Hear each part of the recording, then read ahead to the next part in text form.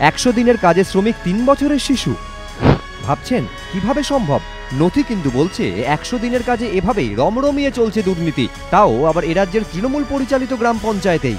মগরাহাটের শ্রীচন্দ্রা গ্রাম পঞ্চায়েত। তৃণমূল পরিচালিত এই পঞ্চায়েত থেকে 2006 সালে 100 দিনের জব কার্ড ইস্যু হয়েছে দীপ সর্দারের নামে।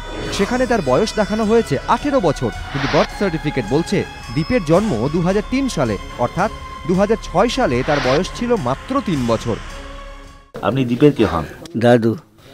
তো এই যে দীপের 2.5 বছর 3 বছর বয়সে কাজ করা তো যায়ই না, জব কার্ড হয়ে গেল, আপনারা জানতেন না? এটা জানতাম না। তারপর পরে আমরা জানতে পারলাম যখন অন্য সদস্য চেঞ্জ হয়ে এলো, তখন এসে বললো এদের নামে এইসব জব কার্ড বানিয়ে টাকা তুলে নেওয়া হয়েছে। না, মোটে ঠিক নয়, এটা খুব অন্যায় করেছে।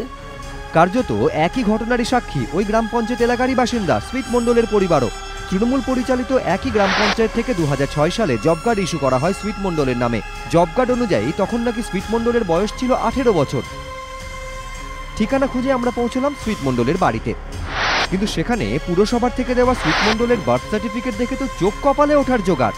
সেখানে পরিষ্কার লেখা স্মিথ মণ্ডলের জন্ম 2002 সালে, অর্থাৎ 2006 সালে জব কার্ড ইস্যু হওয়ার সময় তার বয়স ছিল মাত্র 4 বছর।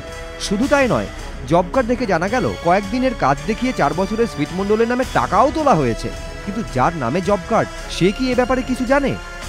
তুমি কি 100 দিনের কাজ করেছো? না। না।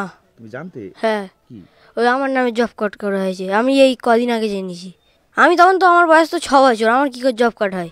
স্মিথ মণ্ডলের জব কার্ড দেখে আশ্চর্য তার মা বেলা মণ্ডলও, তার নামও জব কার্ডে রয়েছে। কিন্তু বেলা মণ্ডলের দাবি তিনি অনেক চেষ্টা করেও কাজ পাননি।